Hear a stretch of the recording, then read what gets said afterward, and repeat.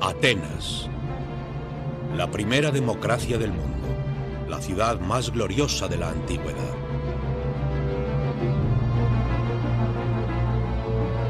Una ciudad con riqueza y poder, centro de un inmenso imperio naval.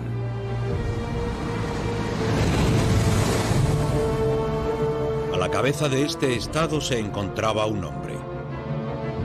Un hombre que encarnaba todos los triunfos atenienses. Pericles. Pero Pericles iba a poner en juego todo lo que él y los atenienses habían construido. Una guerra que él esperaba que convirtiera a Atenas en la potencia indiscutible del Mediterráneo. Y este conflicto transformaría a Atenas, pero de una manera que Pericles nunca se hubiera imaginado. Convertirá a este hombre, un ateniense corriente llamado Sócrates, en el gobernante de un extraordinario nuevo imperio. Un imperio que sigue siendo el último gran legado de los griegos. El imperio del pensamiento.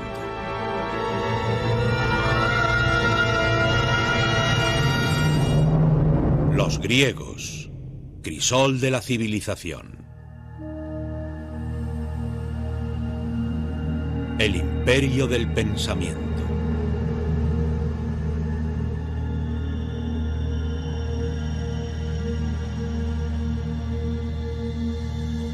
Una celda en una prisión de la ciudad de Atenas. Es el año 399 a.C. Sócrates, el filósofo más famoso del mundo, se prepara para su ejecución. Le rodea una ciudad arruinada por la guerra.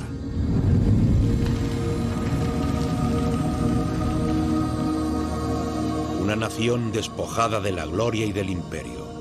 Un pueblo que lo ha perdido todo. Quizás Sócrates era el único hombre que podía haber salvado a sus conciudadanos de la mayor derrota de su historia.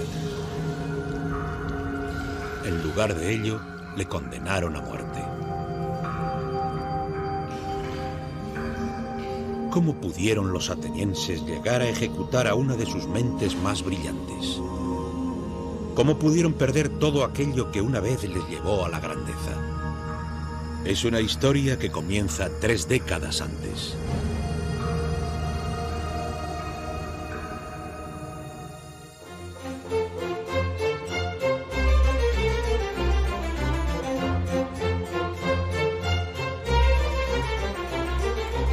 En el año 431 a.C., la ciudad-estado de Atenas era la mayor potencia del Mediterráneo. Bajo el liderato del patricio Pericles, este pequeño estado había construido un imperio naval que se extendió por el Egeo.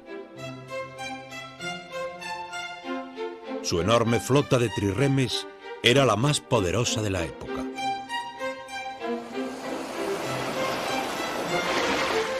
Atenas está situada en el centro de una gran red comercial que negociaba con mercancías desde lugares tan distantes como Inglaterra en Occidente y la India en Oriente, proporcionando incalculables riquezas a la ciudad.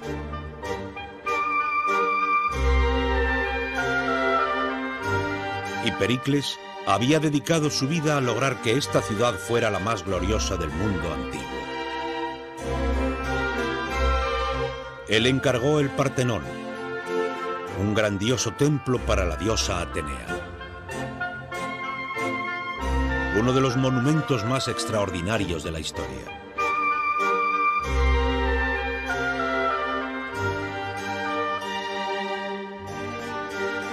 Pero a pesar de todo su poder e influencia, Pericles no gobernaba esta ciudad.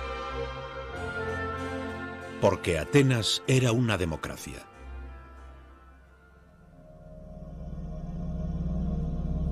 Esta es la zona de asamblea del Pnyx, hogar de la democracia ateniense. El sistema que permitía a cada ciudadano de Atenas opinar sobre la marcha de su estado. Aquí, Pericles tuvo que ponerse en pie ante sus conciudadanos y ganarse el derecho a dirigir.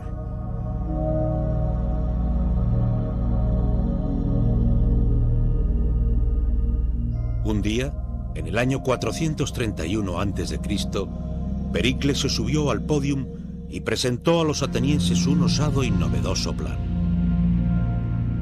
Una propuesta que ofrecería a los atenienses su gloria suprema. Pericles pretendía derrotar al último rival de Atenas, la ciudad-estado de Esparta. Esparta era el único estado que competía con el poder de Atenas. Los espartanos controlaban todo el sur de Grecia y tenían una temible fuerza militar. Sus ciudadanos se preparaban desde su nacimiento para la guerra.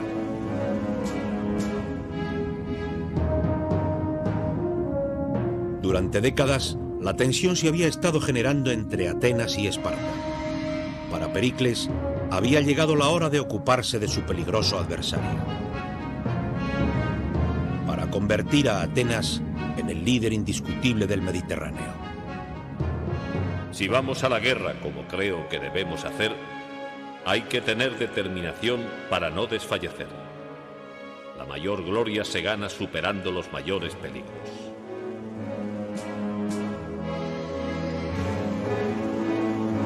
La asamblea apoyó el plan de Pericles. Los atenienses nunca se achicaban ante la lucha. Los antiguos griegos en general no eran ni por asomo amantes de la paz. La paz era la interrupción de la guerra y no lo contrario. Y los atenienses eran tan belicosos como otros griegos cualesquiera.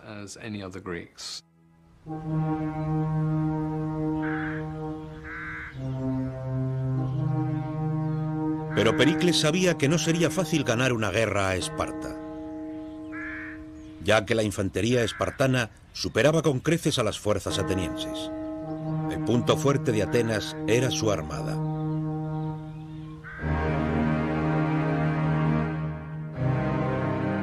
Así que Pericles propuso una estrategia de asombrosa complejidad y sofisticación. Convenció a los atenienses para que abandonaran la tierra que rodeaba a Atenas y se retiraran tras los grandes muros que se extendían desde la ciudad hasta su puerto de El Pireo.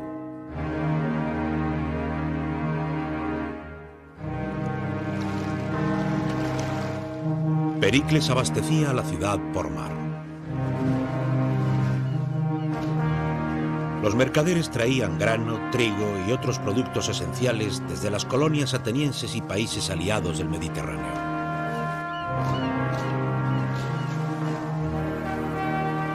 Protegidos por la poderosa flota ateniense. Y Pericles usaría su gran armada para atacar a los espartanos desde la costa. Era una estrategia basada en una serie de supuestos evaluados con precisión.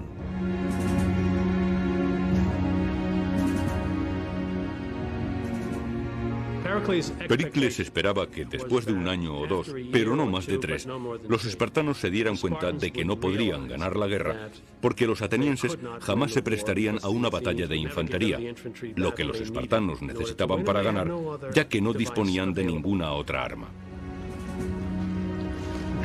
La flota de Atenas siempre había sido la clave del éxito de la ciudad. Había obtenido las mayores victorias militares y le había proporcionado un imperio.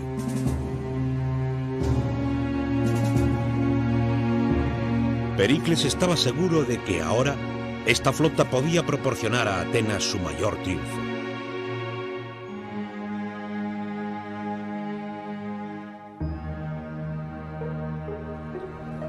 Los atenienses se aglomeraban tras los muros de la ciudad. Confiando en su visión de poder imperial y gloria, asumieron que la estrategia de Pericles solo proporcionaría la victoria. Pero entre esta ingente multitud se encontraba un hombre que rechazaba asumir cualquier cosa.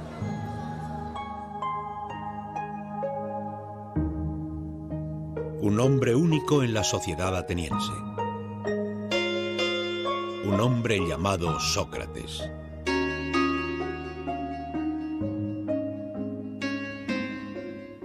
Si fueras un ciudadano de la antigua Atenas, lo primero que verías sería un hombre increíblemente feo. Tenía la cabeza demasiado grande, los ojos demasiado grandes, su nariz estaba mal hecha. El aspecto de Sócrates rompe todas las reglas de belleza de la Grecia clásica, del concepto de proporción y medida.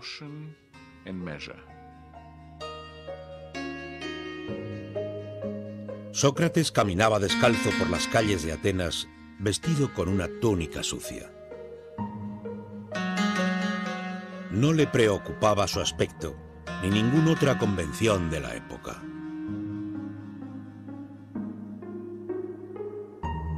A Sócrates solo le preocupaba el pensamiento.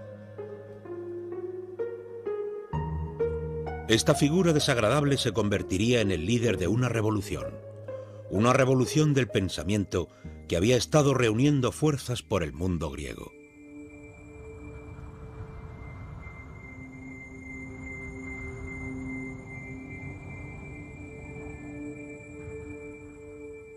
Durante miles de años, la humanidad había asumido que el mundo que le rodeaba, el sol, las estrellas y la luna, eran dioses y espíritus.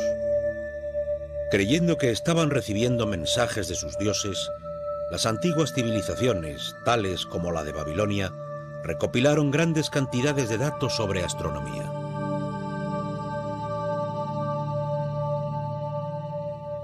Este detallado calendario astronómico de los archivos de Babilonia registra el orto y el ocaso de las constelaciones y de los dioses que éstas representaban.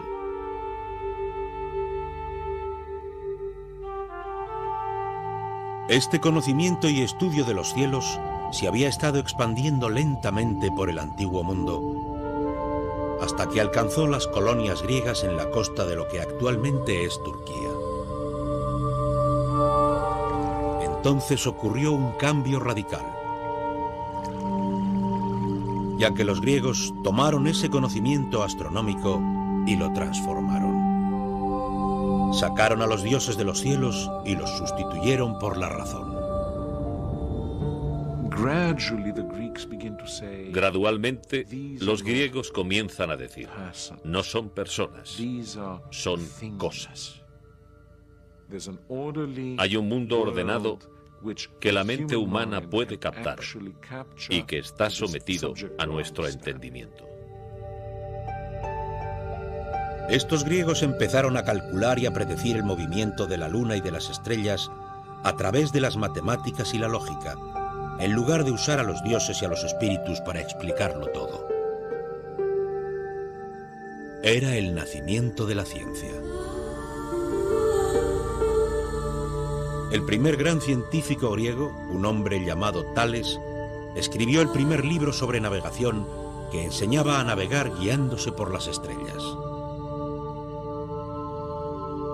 En un viaje a Egipto, Tales fue el primer hombre en medir la altura de la Gran Pirámide. Brillante idea. Estuvo junto a la pirámide hasta el mediodía, cuando su sombra tenía exactamente la misma longitud que su altura. Y en ese momento midió la sombra de la pirámide y por consiguiente supo la altura de la pirámide, lo que era una aplicación bastante sofisticada de un teorema geométrico. Estos científicos griegos midieron la longitud de la circunferencia de la Tierra cuando la mayoría de la gente todavía creía que era plana. Inventaron motores de vapor, bombas de agua y puentes colgantes.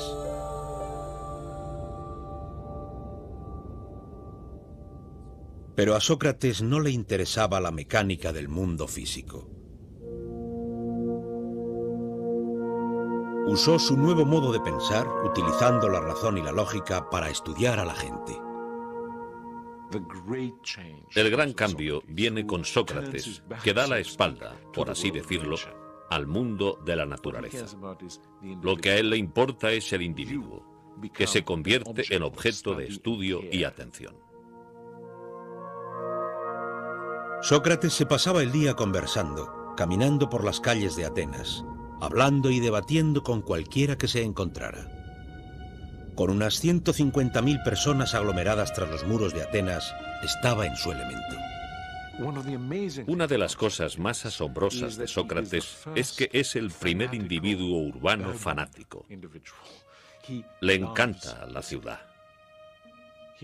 La vida de la ciudad es una de sus mayores preocupaciones.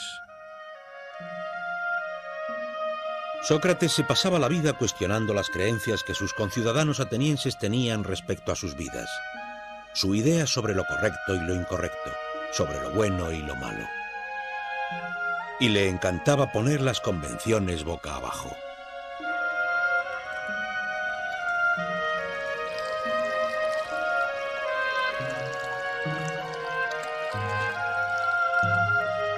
Uno de los seguidores de Sócrates escribió sobre cómo al final de una cena donde todos estaban borrachos, Sócrates demostró a un invitado que él era el más guapo de los dos. Mis ojos deben ser más bonitos porque son saltones y por lo tanto veo mejor. Y por la misma regla de 3, mi nariz es más bonita porque tengo unos orificios muy grandes y así puedo absorber más aromas. Era típico de Sócrates examinar de nuevo el mundo usando la lógica y la razón. Sócrates dice: debes tomar cada decisión atendiendo a tu entendimiento sobre lo que es bueno y lo que no es bueno, lo que es correcto y lo que es incorrecto. Para Sócrates, su libertad de pensamiento era primordial, aunque esto significara tener que alterar toda noción sobre una nariz bonita.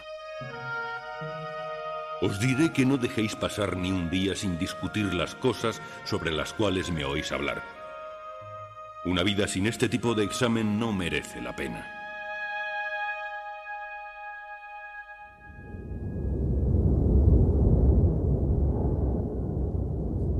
Pero mientras Sócrates se pasaba la vida debatiendo, su ciudad estaba empeñada en una guerra. Los espartanos invadieron el territorio ateniense e incendiaron las tierras de labranza que rodeaban la ciudad. Los atenienses estaban cada vez más inquietos. Podían ver desde los muros de la ciudad cómo destruían sus campos y cultivos. Pero tal era la reputación de Pericles que se las arregló para convencer a los atenienses de que siguieran apoyando su plan. La ciudad podía confiar en su flota y en las mercancías provenientes de todo el mundo para su suministro. Pero lo que Pericles ignoraba era que su flota transportaba una amenaza aún mayor.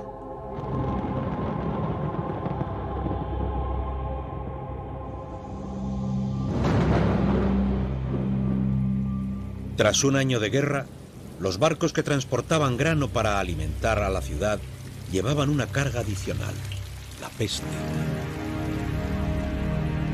Una enfermedad que ahora devastaría a Atenas. El plan de Pericles no pudo anticiparse a las dificultades que podían presentarse en aquellas circunstancias de aglomeración multitudinaria, y los resultados fueron horribles. Con la población agolpada tras los muros de la ciudad, la epidemia se expandió como las llamas. Los síntomas eran terribles. El historiador ateniense Tucídides, que vivió estos años, describió sus efectos. El cuerpo era repentinamente poseído por una fiebre violenta y los ojos se enrojecían e inflamaban. Y luego la enfermedad bajaba a los intestinos, produciendo una violenta ulceración y una incontrolable diarrea. El sufrimiento de los individuos parecía estar más allá de la capacidad de la naturaleza humana. La ciudad debía tener un aspecto horrible, un olor terrible. Debía ser horrible vivir allí y el terror debía reinar por todas partes.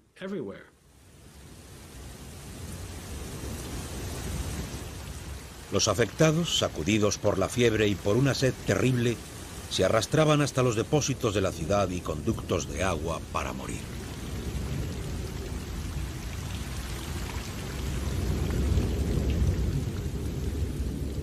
Tucídides presenció la escena en las calles de Atenas. Los cuerpos de los moribundos se amontonan unos encima de otros y las criaturas medio muertas se arrastran por las calles. La catástrofe se ha intensificado tanto que a los hombres ya no les importa ninguna norma religiosa o legal. Los efectos de la peste en Atenas eran absolutamente devastadores. Los pilares de la sociedad ateniense se derrumbaban. Moralmente la gente no veía útil ser bueno. ¿Por qué ser bueno si el justo y el malvado morirían igualmente?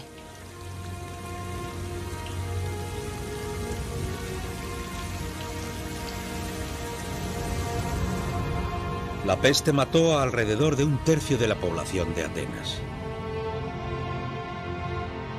Y también afectó a la cabeza de la ciudad, Pericles.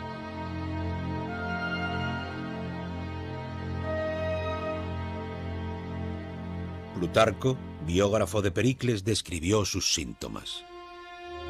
La plaga afectó a Pericles, no con ataques agudos y violentos, sino con un agudo y persistente mal que agotaría las fuerzas de su cuerpo y debilitaría su noble alma.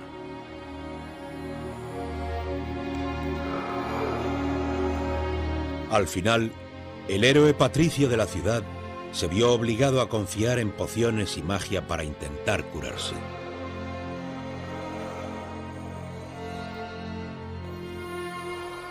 Mostró a uno de sus amigos un amuleto que una mujer le había colgado alrededor del cuello, como si le quisiera decir que estaba tan enfermo que había admitido semejante tontería.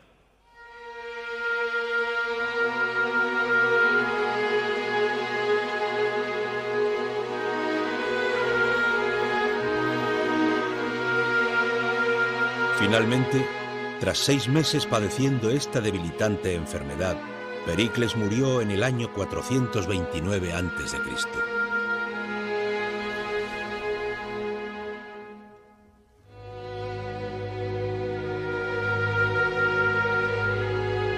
Pericles había planeado convertir a Atenas en la mayor potencia del Mediterráneo.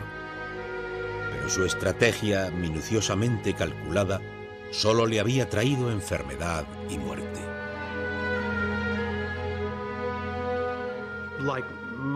Al igual que la mayoría de los hombres brillantes, al igual que la mayoría de la gente que había tenido un gran éxito en sus vidas, Pericles ignoraba hasta qué punto las cosas pueden estar fuera del control de la mayor inteligencia y de las mejores mentes.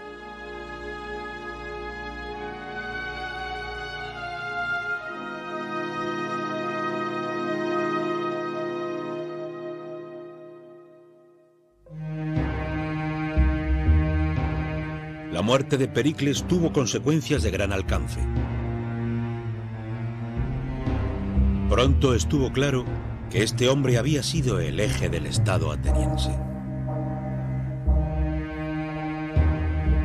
Las crónicas de Plutarco dicen que los cambios fueron bruscos y dramáticos. Aquellos que, mientras él vivió, disintieron de la gran autoridad de Pericles, ahora se dan cuenta de que fue el principal protector de la seguridad pública y ahora lo seguía una enorme corrupción.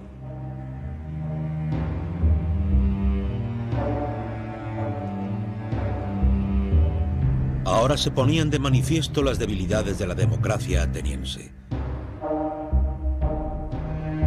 Sin un solo líder fuerte y con innumerables personajes que luchaban por ocupar el primer puesto.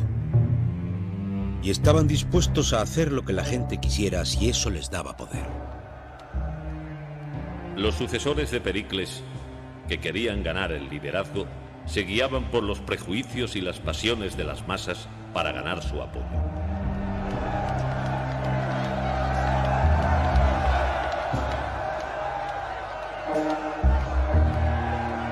La democracia ateniense revelaba un novedoso y terrorífico potencial.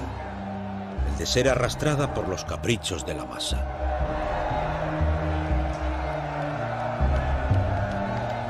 Debilitando su talento para luchar en una guerra.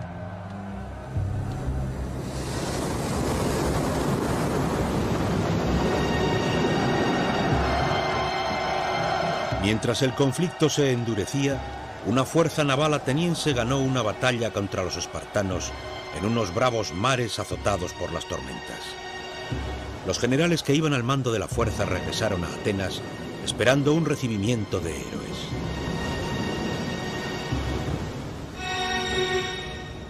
En lugar de ello, les encarcelaron.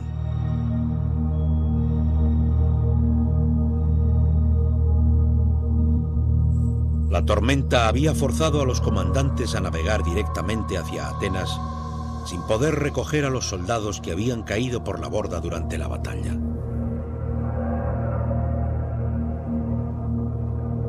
Unos demagógicos oradores habían convencido a la asamblea de que esta falta en el rescate era un crimen tan espantoso que todos los generales debían ser juzgados y ejecutados.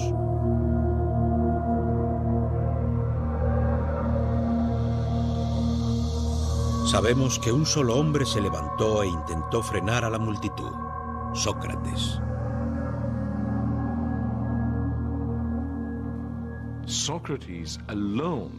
Sócrates luchaba solo contra la reacción del público, que era muy agresiva y enloquecida, y dijo que no lo estaban haciendo bien, que él votaría en contra. El principio de Sócrates de cuestionar a la sociedad en la que vivía ahora tenía un propósito real y práctico.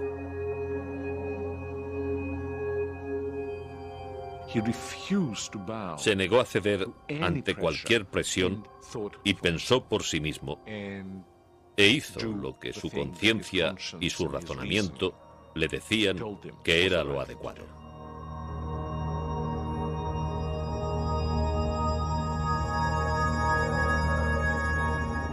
Pero al fin y al cabo, Sócrates era la única voz entre la multitud y no podía ejercer ninguna influencia sobre la asamblea. Condenaron a los generales a muerte haciéndoles beber cicuta.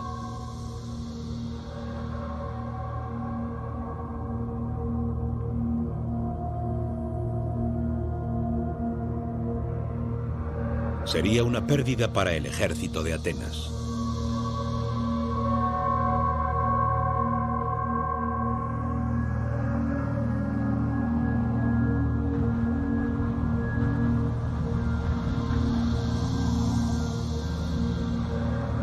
Con la asamblea en manos de déspotas que solo se preocupaban de sí mismos, la otrora gloriosa Atenas empezó a perder su rumbo.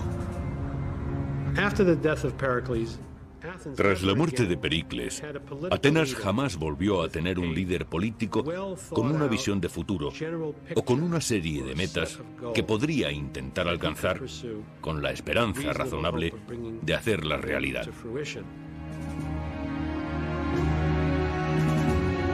La guerra contra Esparta degeneró en un duro y amargo conflicto que duró toda una década. Los espartanos devastaron la tierra que rodeaba a Atenas. Mientras, todavía la flota proporcionaba los suministros a la ciudad. Pero ninguna parte era capaz de vencer a la otra.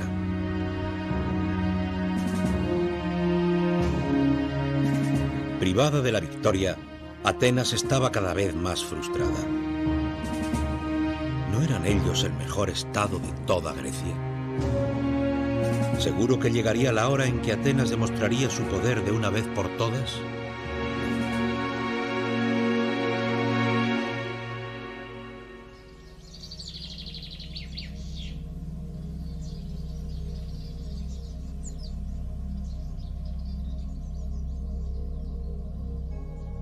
Entonces, en el año 416 a.C., se hizo una atrevida propuesta a la asamblea.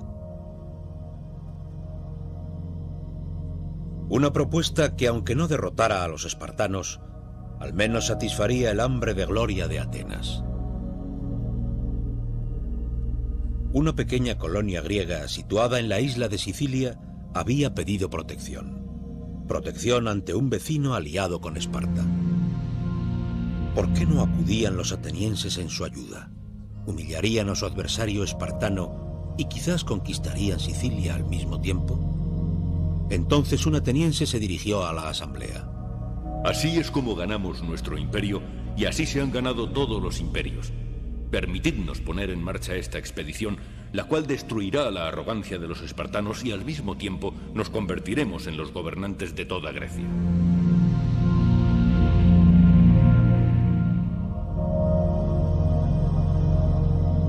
Era un plan osado que debía ser ejecutado a gran escala y que requería una flota de guerra y un ejército de unos 10.000 hombres.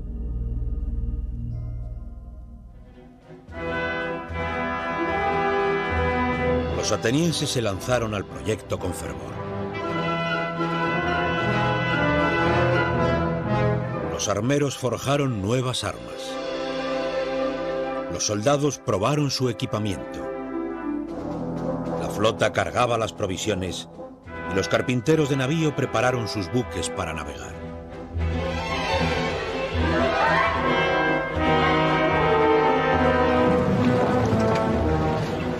Entonces, entre una gran fanfarria, la poderosa fuerza invasora partió hacia Sicilia.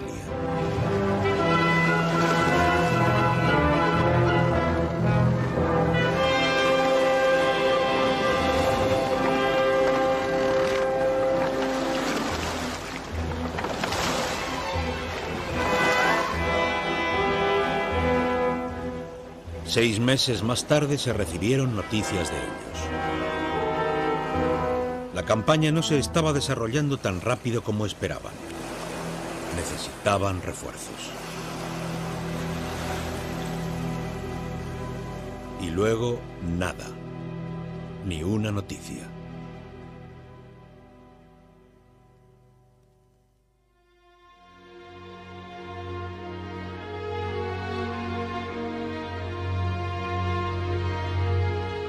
En el otoño del 413 a.C., un marinero llegó a la ciudad. Un hombre que necesitaba un corte de pelo.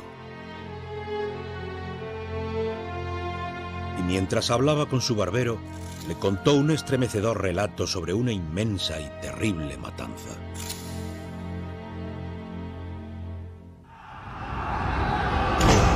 Era la historia de un ejército invasor que había sido inmovilizado a su llegada, de cómo sus mandos habían discutido entre sí acerca de la estrategia, de cómo se les había agotado la comida y el agua, de cómo habían intentado vadear un río en un desesperado intento de escapar.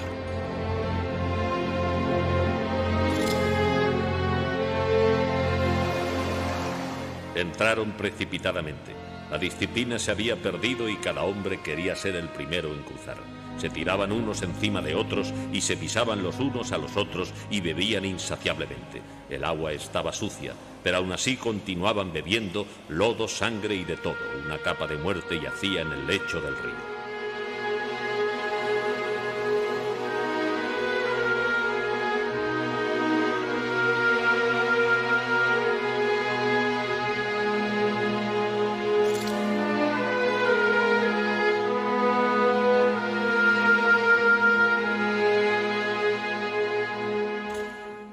Así fue como los atenienses descubrieron que habían sufrido una de las mayores derrotas de la historia antigua.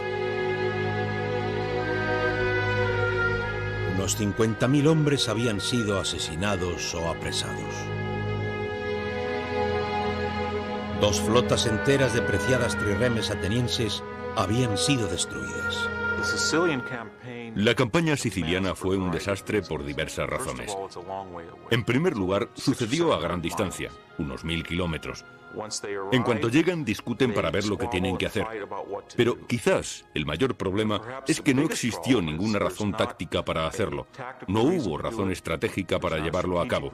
El único motivo fue que a ellos les interesaba personalmente.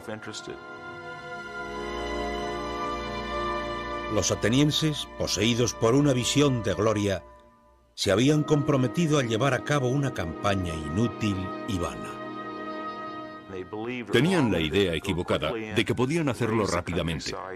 Desembarcar, lograr una rápida victoria y ganar un rico estado tributario.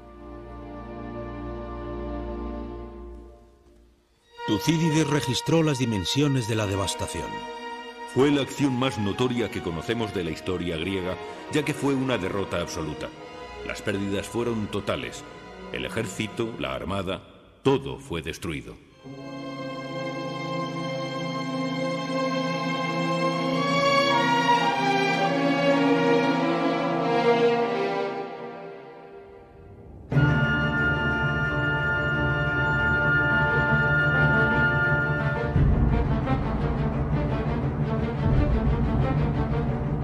Con la fuerza militar ateniense debilitada, el enemigo comenzó a avanzar.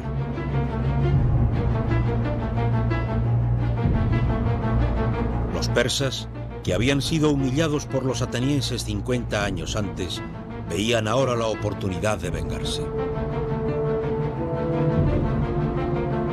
Acudieron a los espartanos ofreciéndoles ayuda. Los persas lo habían estado observando detenidamente y decidieron intervenir y ayudar a los espartanos. Y esa ayuda fue en forma de remeros y barcos. Aunque Esparta no había sido una potencia naval con anterioridad, ahora tenía una flota pagada con el oro persa.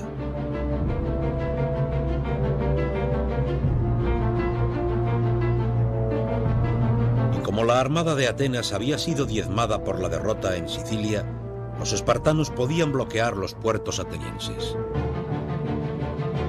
Los enormes convoyes de grano procedentes de Egipto y de las colonias ya no tenían acceso. Y finalmente, los atenienses empezaron a morir de hambre por las calles.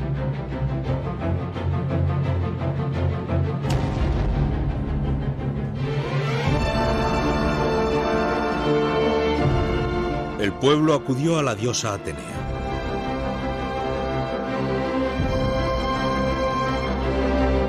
Cuando Atenas estaba en pleno auge 30 años antes, Pericles la había honrado con el templo más glorioso visto hasta entonces.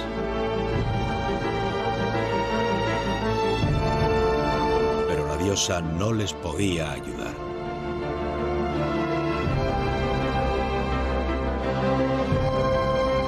Atenas, que anteriormente había estado tan segura de su preeminencia en el mundo griego, ahora era el hogar de una población devastada por la peste y la guerra, asediada y hambrienta, con sus arcas vacías y con su otrora orgullosa flota paralizada. En el 404 a.C., Atenas finalmente se rindió al comandante espartano Lisandro.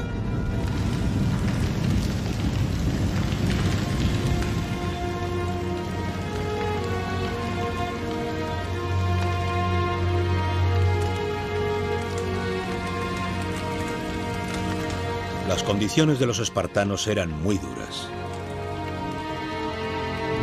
Los grandes muros que habían defendido la ciudad debían ser derribados. Su flota debía ser destruida.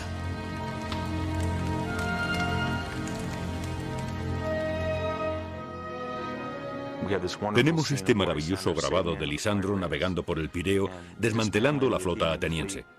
Esto es importante porque la destrucción es, simbólicamente, una destrucción del imperio ateniense.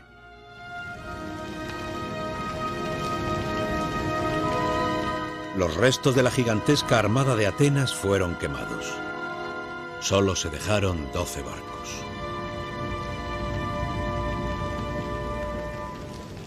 Ya no dominaría el Mediterráneo.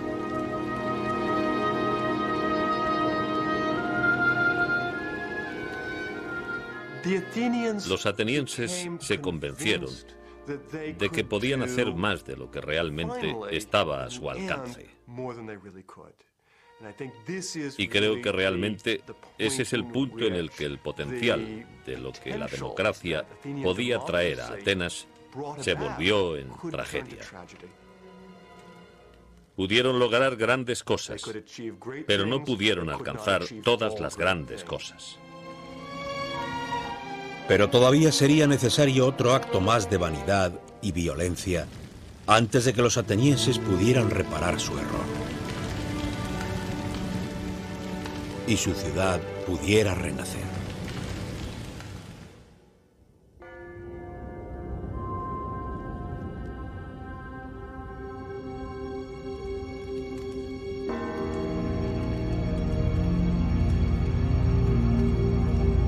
Humillados y con su imperio perdido, los atenienses buscaban a quién culpar por su derrota.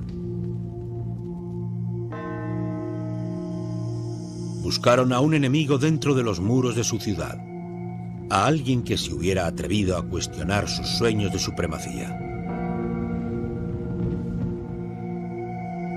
Buscaban a Sócrates. Sócrates era un crítico. Era un crítico del pensamiento y de las ideas de sus conciudadanos y criticaba los asuntos públicos de Atenas.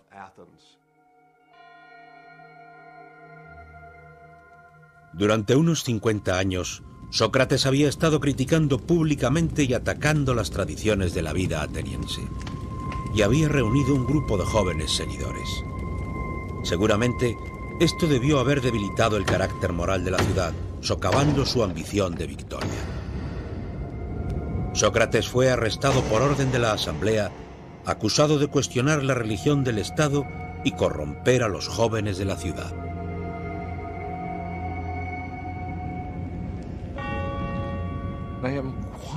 Estoy muy seguro de que, especialmente en una sociedad relativamente pequeña como Atenas, alguien que está continuamente cuestionando los principios mediante los cuales se ha gobernado la ciudad era percibido como un gran peligro por algunas personas de esta sociedad.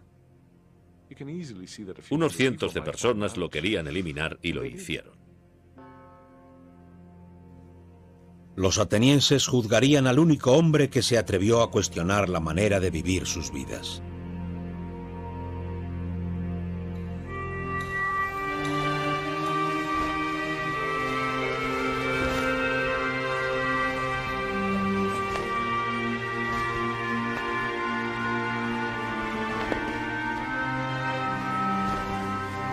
El juicio de Sócrates se celebró en el mercado central de Atenas, bajo la sombra de un toldo que les protegía del feroz sol griego. Sería juzgado por un jurado formado por sus conciudadanos elegidos al azar. Pero este no fue un juicio tal y como hoy lo conocemos. El sistema legal ateniense era bastante diferente al moderno. No había abogados, no hay un juez preparado. Es en ciertos aspectos un sistema aterrador desde un punto de vista moderno. La ley no tenía las mismas dimensiones que las de una sociedad moderna. Sócrates fue juzgado por la misma clase de personas que hacía 7 años había condenado a 6 generales a una ejecución sumaria. Solo le concederían un tiempo limitado para defenderse a sí mismo. Todos los discursos dados en los juzgados atenienses eran cronometrados con un reloj de agua. El agua caía a un ritmo constante de una vasija a otra.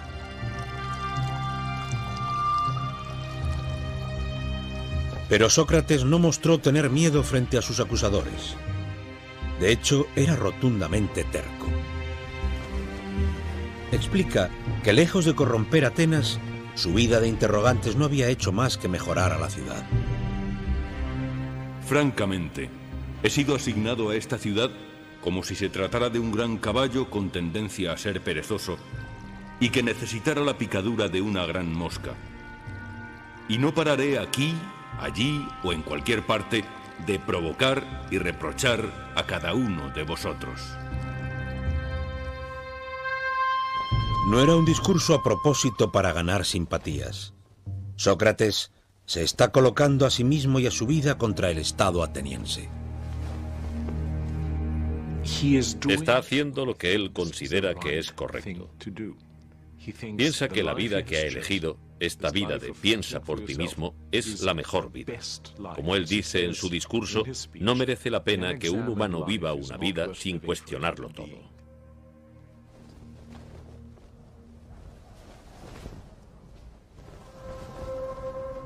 Si Sócrates se hubiera disculpado en el juicio, quizás hubiera sido absuelto. Pero en lugar de eso pidió que le concedieran cenas gratis por todo el trabajo que había hecho. Puedo imaginarme lo que el jurado y la audiencia del juicio debieron haber pensado por aquel entonces. Se debieron haber quedado estupefactos. Cuando llegó el voto final, el veredicto no fue ninguna sorpresa.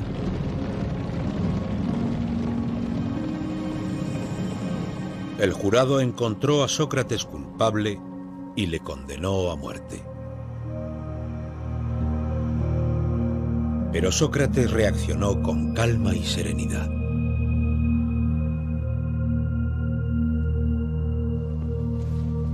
Bien, es hora de marchar. Yo debo morir y vosotros vivir. Pero solo el cielo sabe quién de nosotros tiene el futuro más abierto.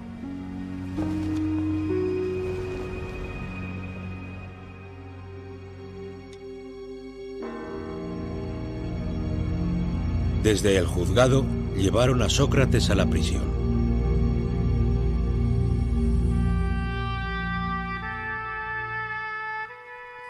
Los arqueólogos han encontrado el lugar donde estuvo aquella prisión. Todavía podemos trazar la disposición de la celda donde probablemente Sócrates estuvo preso. Y todavía tenemos relatos sobre los últimos días de Sócrates, de amigos que le visitaron en su celda.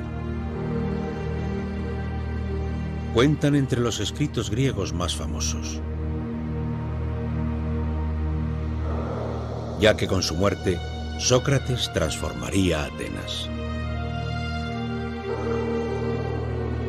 Demostraría a sus conciudadanos que merecía la pena morir por los principios de la razón, por cuestionar al mundo.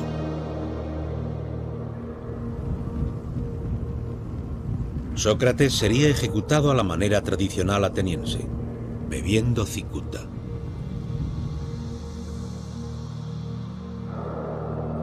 Todavía se conservan algunas de las copas que se usaban para el veneno. La muerte por envenenamiento con cicuta es extremadamente dolorosa, ya que el sistema nervioso central se va paralizando gradualmente. Cuando se acercaba el momento de la ejecución, Sócrates se dirigió a sus amigos tratando el asunto como si no tuviera importancia. Está llegando la hora. En otras palabras, pienso que es hora de que tome un baño. Prefiero lavarme antes de beber el veneno para que así las mujeres no tengan que molestarse en lavarme cuando esté muerto.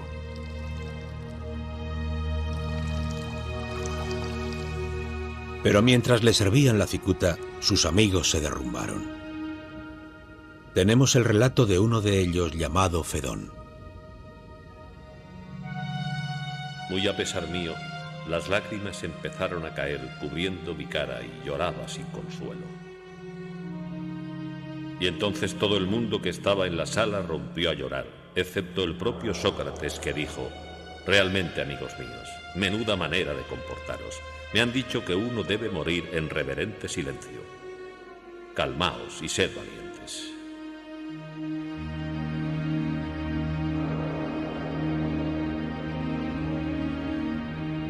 Mientras Sócrates se tumbaba en la cama y dejaba que el veneno hiciera efecto, sus amigos le observaban en silencio. He aquí un hombre que no moría por la gloria, ni por la fama, ni por el honor, sino por el bien de sus principios, porque creía que el hombre debería cuestionar al mundo que le rodeaba. Fue una visión que ellos jamás olvidarían.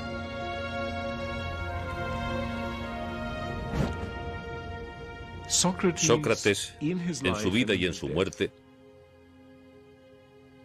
se convierte por completo en un nuevo héroe griego. De ahora en adelante, el héroe es una persona con convicciones, una persona que solo seguirá los dictados de su conciencia intelectual. Y ese es un nuevo concepto de lo que es el ser humano y de cómo debe ser un buen ser humano.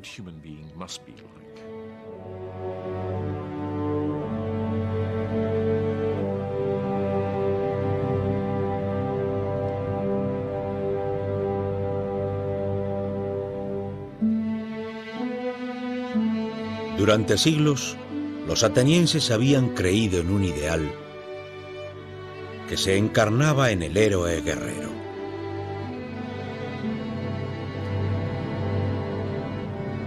Les había llevado a conquistar grandes empresas, a construir un inmenso imperio. Pero ahora, en las profundidades de la derrota, descubrieron una nueva figura que venerar. Se han encontrado efigies de Sócrates entre las ruinas de la prisión ateniense. Quizás ofrendas al filósofo muerto. Quizás la lección más importante que dejó Sócrates es la necesidad de ser crítico y la necesidad de ser autocrítico. Para mí lo más interesante de Atenas, en los años que sucedieron a la ejecución de Sócrates, es esta misma capacidad para observar y reconocer que han llegado demasiado lejos en el pasado y además para adquirir cierto grado de madurez.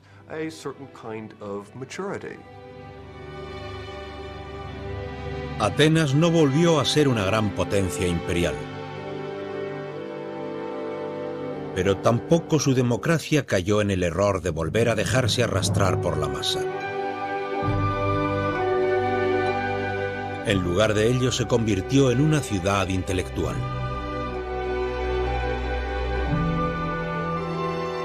Un paraíso del estudio y la discusión, donde los alumnos de Sócrates y los alumnos de sus alumnos empezaron a construir lentamente un mundo basado en la razón.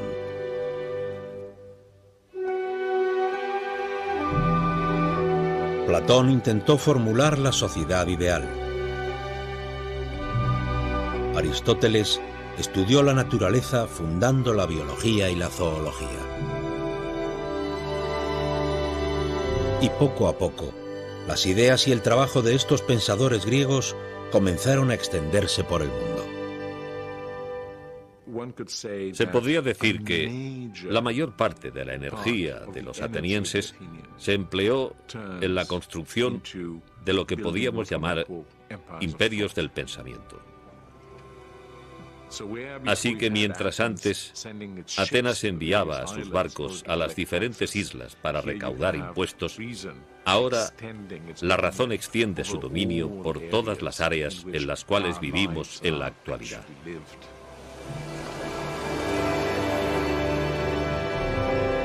Los razonamientos de Sócrates, de cuestionar los principios y la interpretación convencional del mundo, todavía perduran.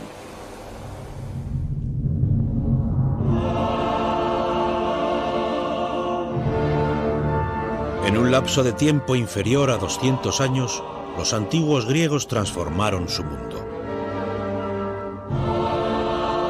Ya que entre estas ruinas, unas pocas grandes figuras construyeron un inmenso imperio. Inventaron la democracia y la política, la ciencia y la filosofía. Nos proporcionaron literatura y drama, arte y monumentos que aún nos impresionan. Y por último, estos griegos nos enseñaron a razonar y a pensar.